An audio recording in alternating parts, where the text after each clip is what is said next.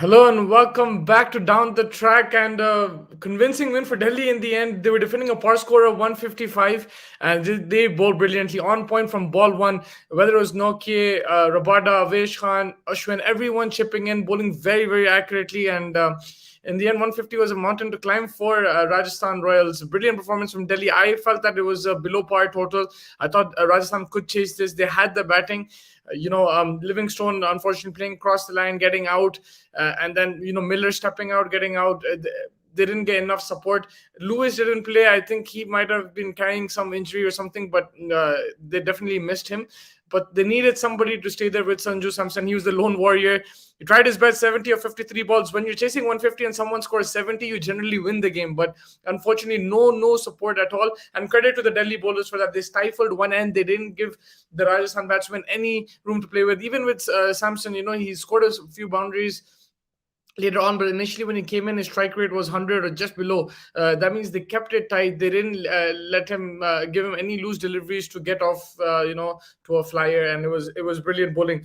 If you just look at the figures for the Delhi Capitals, starting with Avesh Khan, 4 overs 29 runs, 1 wicket. Nokia, 4 overs 18 runs, 2 wickets, an economy of 4.5, ridiculous. Ashwin, 4 overs 20 runs, 1 wicket. Rabada, 4 overs 26 runs, 1 wicket, and Axel Patel, 4 overs 27, 1 wicket. So everyone picking up a wicket, and the economy is just around 6 or under. And if you look at Nokia, 4.5, so it's unbelievable bowling. This is a proper unit. They're not depending on one player.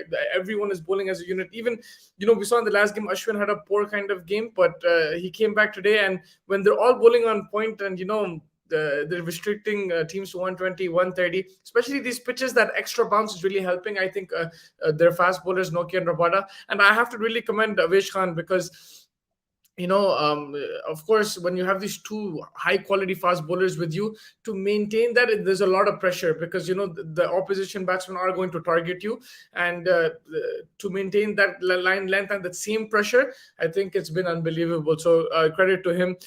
For Rajasthan Royals, yeah, apart from Sanju Samson, there was not much to shout about. Lormar looked decent, but then hit one straight to fine leg, and the rest just failed.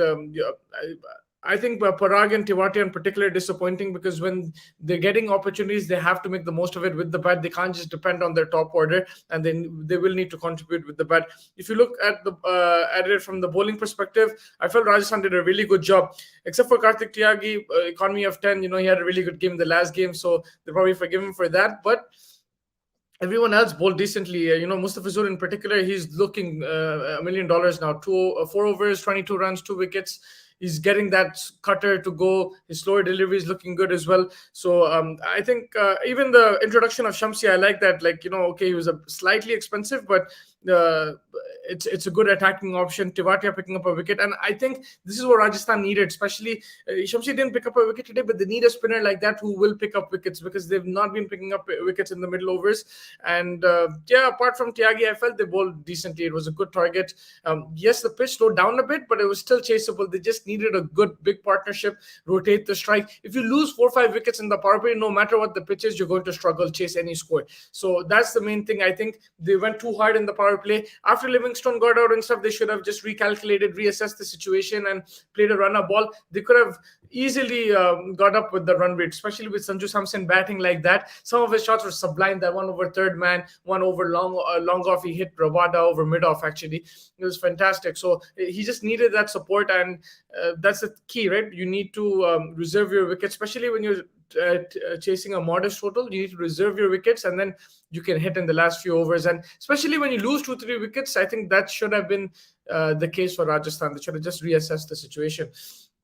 But yeah, overall, brilliant for Delhi. They're looking like the favorites to win this tournament right now. If there's no injuries, if they play this 11, especially in the playoffs, in the finals, it's going to be difficult to beat them because their bowlers are not giving an inch, and bowlers win your tournaments. And their batsmen, yes, they didn't get the biggest total, but Shreyas Iyer is looking back in form, and credit to him. He's not captain right now, but he's performing. He's sticking his neck out there. Highest score of 43 runs, 32 balls, 2 sixes, 1 4. A good innings, rotating the strike as well. And yeah, Rishabh Pant run a ball, Hetmeyer 28 of 16. That was a really good contribution. So it's good to see the middle order also getting tested. The likes of Hetmeyer, Lalit Yadav coming in, Akshar Patel getting a bat, because a lot was reliant on Shikhar Dhawan and that top order. But it's good to see the middle order. I would, also Prithvi Shaw, kind of a concern because in the UAE he hasn't performed yet, so they'll want him to get back into form very quickly. I was surprised they didn't play Steve Smith, to be honest with you. Instead of Marcus Stoinis, they decided to go with only three foreigners. Let's see how that goes in the next game. But right now, if they're bowling like that, they can defend any score. So the batting doesn't really matter. But yes, of course, they will want their batsmen to come into form, particularly the likes of Prithvi Shaw. Shikhar Dhawan will provide you with scores. He's not going to score every game, but he will be consistent. And to see Iyer in this kind of form is a big, big plus for them. And if Rishabh Pant can start striking it at least like, a striker 150, 160, then this team will be kind of untouchable, to be honest with you. But yeah, for Rajasthan, it's not all lost. They're still in it. They'll have to go back to the think tank, look at the team selection as well. Hopefully, they'll get Lewis back. And yeah, they're batting, they need to build partnerships. They'll need to support their captain. Of course, they should be aggressive, but then there should be a plan B as well. So yeah, they're still in it, and let's see how it goes. Delhi right now looking formidable. Thank you so much for joining me. I will catch you after the second game of the day between Sunrisers Hyderabad and the Punjab Kings.